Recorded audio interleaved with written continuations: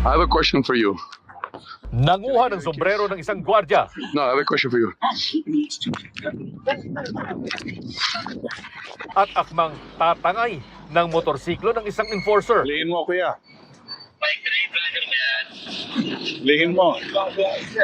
Lihin mo yan. Ilan lang yan sa mga sunod-sunod na panggugulo na binidyohan at in-upload pa ng isang dayuhan sa isang commercial at business district sa Taguig. For the content pala talaga ito at gawain na ng Russian vlogger na si Vitaly Dorovetsky. Sa shoot nga nito sa Boracay Island, pinagmumura pa niya ang ilang empleyado ng Sea Sports Facility nang payuhan siyang magsuot ng helmet. Joking. He's not joking. He's the I was joking about the... Inaresto na ang Russian vlogger. Bunsod ng reklamo ng isang gwardyang pinagkatuwaan niya sa Taguig. You have the right to remain silent. Sinampahan siya ng reklamong theft, unjust vexation, alarm and scandal at violation ng anti-cybercrime law sa Taguig City Prosecutor's Office. Nagkaroon ng theft to dahil ninakaw yung sombrero ng guard, tapos dahil nag-post siya kaya nagkaroon ng cybercrime. Opo. Then ito, yung mga guard, parang inaasar niya eh. Meron na mga alarm scandal, nag-create siya ng doon.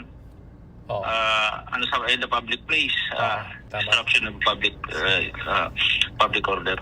Pero hanggang nang arestuhin ay tila walang ipinapakitang pagsisisi ang vlogger ayon sa Bureau of Immigration. Nang ilipat siya sa kanilang detention facility ay umaakto pa itong manghalik sa direksyon ng kamera at panay ang ngiti.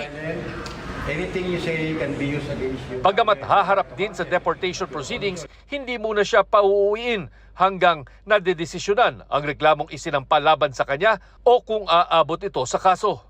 Kung siya po ay mapatunayan na meron siyang mga kasalanan dito sa bansa, sa ating mga local courts, at siya po ay sintensyahan ng local courts ng pagkakakulong, kailangan tapusin niya po muna yung sintensya niya dito sa Pilipinas, sa ating mga local jails, before we can implement the deportation. Ang deportation naman ay halos tiyak na dahil sa paglabag ng mga panuntunan ng Bureau of Immigration para sa mga foreigner. Nakita natin yung mga acts niya doon sa mga pinost niya sa social media ay talagang disruptive at hindi kumbaga katanggap-tanggap sa ating society. Kaya ito po lahat ng checklists, kumbaga tick box for being an undesirable alien, chinikan na niya.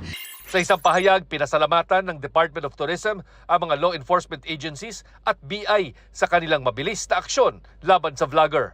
Nakakuha ng impormasyon ng BI na naaresto na rin sa ibang bansa ang vlogger dahil sa mga kaparehong panggugulo at pang-aasar. I have a question for you. Para sa GMA Integrated News, Chino Gaston Nakatutok, 24 oras.